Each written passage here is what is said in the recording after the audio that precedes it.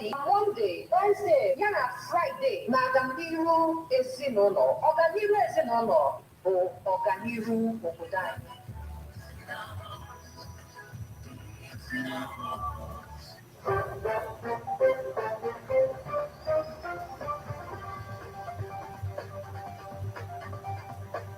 Listen to news updates on Ebona 103.5 FM immediately after engine 6 o'clock a.m.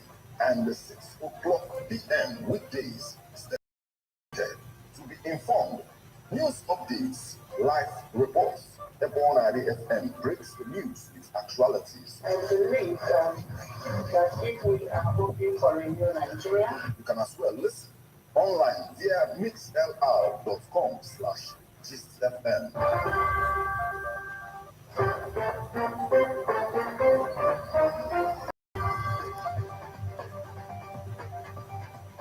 Good evening and welcome to Abona, the 103.5 FM news update. Today is Monday, the 9th day of January 2023, and the time is 5 minutes past.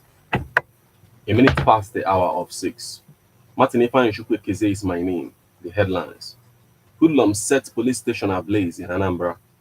Abga Guba candidate Nweke Jr. assures Enugu of safety, says security of life, properties will be topmost priority if elected. Imo orgy of violence, while we believe opposition parties are behind attacks on government facilities. Group trains 200 youths on digital skills to promote political literacy in Enugu. Tinubu to Lagos Arewa community, I am detribalized. I honor my promises.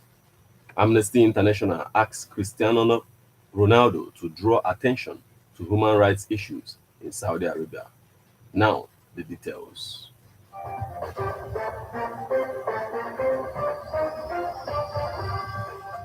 Hoodlums set police station ablaze in Anambra.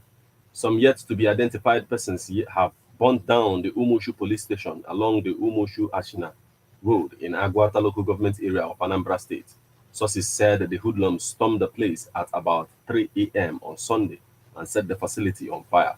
It was gathered that the station was recently renovated by members of the Umushu Improvement Union, UIU, having been destroyed by protesters during the #EndSARS protest in 2020.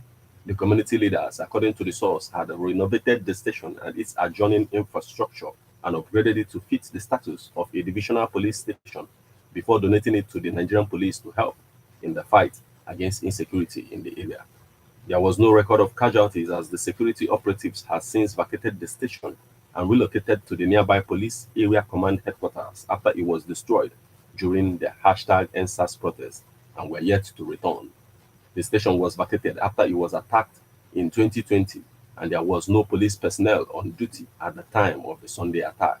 Confirming the incident, the President General Umushu Progressive Union, Charles Eza Basile, said, "This is disheartening and unfortunate.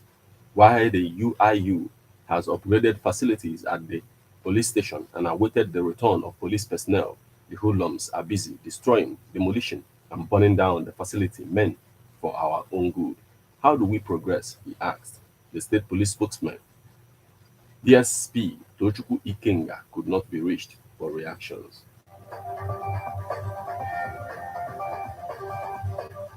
Abga Guba candidate Nweke Jr. assures Enugu of safety, says security of life, properties will be topmost priority if elected. The governorship candidate of All Progressive Grand Alliance, APGA, in Enugu State, Frank Nweke Jr., has assured the people of the state that the security of life and properties will be a top priority when elected as the governor of the state in the forthcoming election. He maintained that the first duty of the government is the security of his people, but however, expressed dismay over the level of consistent breakdown in law and order, with residents living in fear and constant apprehension in the state. Nweke Jr. maintained that despite the fact the PDP-led administration receives billions annually as security vote to fund security services in the state, yet non-state actors seem to have overrun the cities and communities, while the government keeps mum as residents are killed or sacked from their homes in Ihamafu, Ibagwaka, Adani, Ashi, and many others in several local government areas across the state. Abga Guba candidate, while commiserating with these communities and the families who have lost loved ones, and prayed that the good Lord will rest their souls, he noted that the prevalent insecurity is symptomatic of abysmal failure of leadership in many respects, including the poor economic conditions people have found themselves impoverished, unemployed, and fighting to survive. According to him, his administration's overall approach, therefore, will be preventative and infuse economic transformation, human capital development, and strategic security measures. We will immediately work to shore up the middle class and lift our people out of poverty, he stated. Imo orgy of violence, while we believe opposition parties are behind attacks on government facilities. The sole administrator of Njaba local government in Imo State, Honorable Ugochukwu, spoke on the security situation in the state and the four horrific attacks on offices of the Independent National Electoral Commission, INEC, in the state in December. You will recall, in December last year alone, gunmen attacked offices of the Independent National Electoral Commission, INEC, and other places in Imo State. Honorable Ugochukwu said there is no doubt in his mind that the attacks are being perpetrated by the people who think they can suppress the governor. In the beginning of the current administration in the state, when the attacks began, people had thought it was a joke. But to the glory of God, people are now seeing why some of these things are happening. He stated, we have had INEC offices being burnt. We have also had houses of members of the All Progressive Congress APC in the state being attacked. But none of these attacks has happened to any member or structure belonging to the opposition parties. And this will compel one to ask, what is the real mission behind these attacks, he asked. It will be recalled that the state governor, Hope Uzodimma, after the last attack on an INEC office in the state, blamed the series of attacks on some politicians who he said are against his party and determined to frustrate his government. Ugochukwu stated, these are the facts on ground. It will be recalled that when the governor assumed office, some of the stalwarts of the opposition parties vowed that they would make the state ungovernable for him, and they have since then been staying true to their words because we have been seeing their handworks, he affirmed.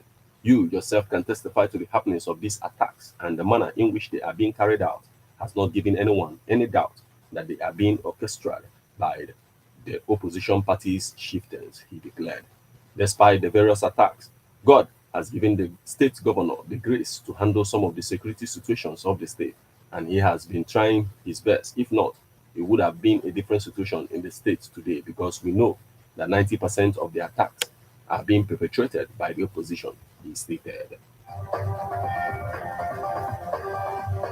Group trains 200 youths on digital skill to promote political literacy in Enugu.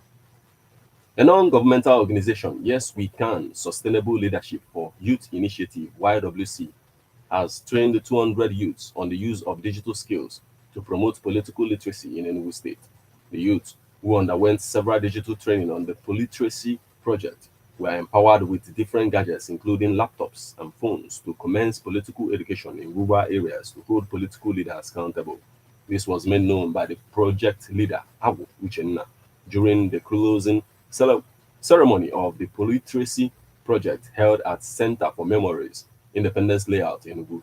The project, which was a result of NSAS, was conceived and executed by the custodian of Yes We Can Sustainable Leadership for Youth Initiative, YWC, and Integrity Technologies, and sponsored by the Ministry of Foreign Affairs of Netherlands through an initiative called Voice. He said the Politeracy project was geared towards promoting political literacy using digital skills.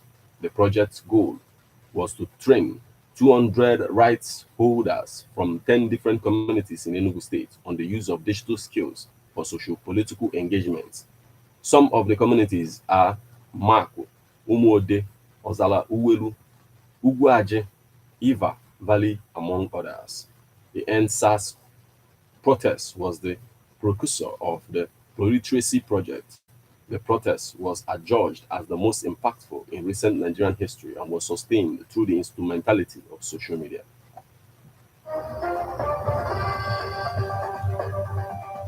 Tinubu to Lagos Arewa community. I am detribalized. I honor my promises.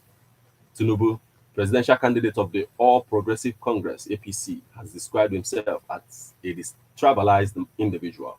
Tinubu spoke on Sunday at an event organized by the Arewa community at the Mobolaji Johnson Stadium in Lagos State. The former governor of Lagos said he would honor all the promises he made regardless of ethnicity and religious differences so that we will live in peace. My respect for this country will continue to increase and I will honor all my pledges that we all will live in harmony.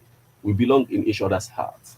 Tunde Rahman, media aide to Tinubu, quoted him as saying, "From the moment I enlisted in politics, I have always been nationalistic and detribalized in my approach.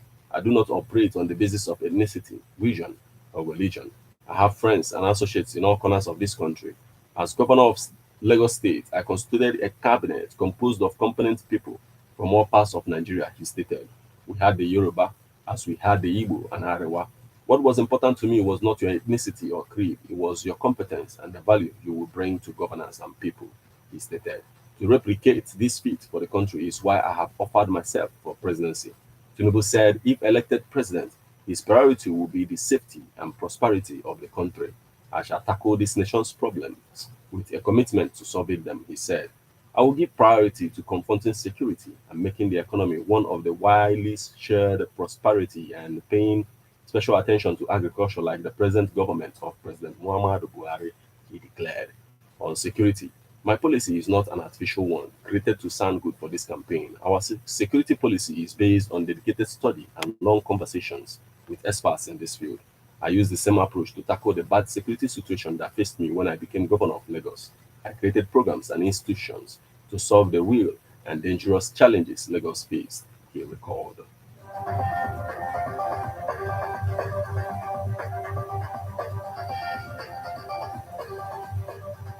Amnesty International asks Cristiano Ronaldo to draw attention to human rights issues in Saudi Arabia.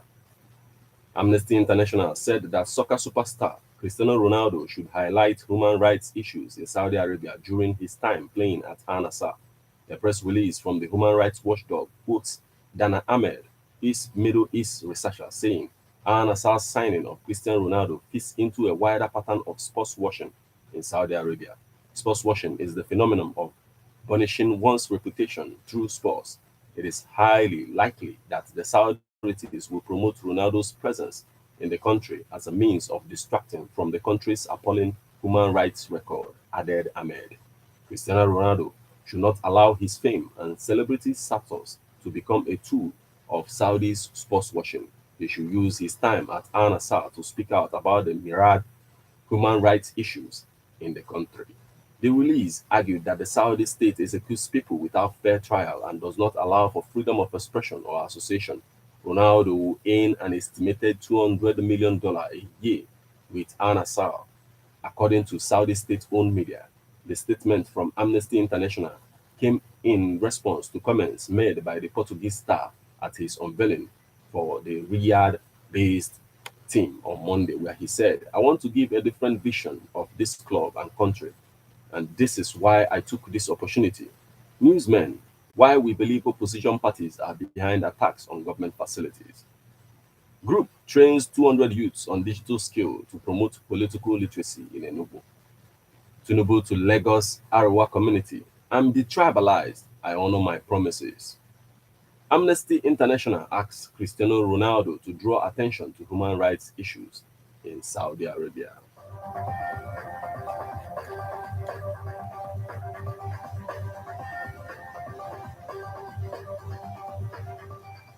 News produced and read by Martin Ifa and Shukwe Keze. Thank you for listening to Ebonadi 103.5 FM News Update. Good evening once again.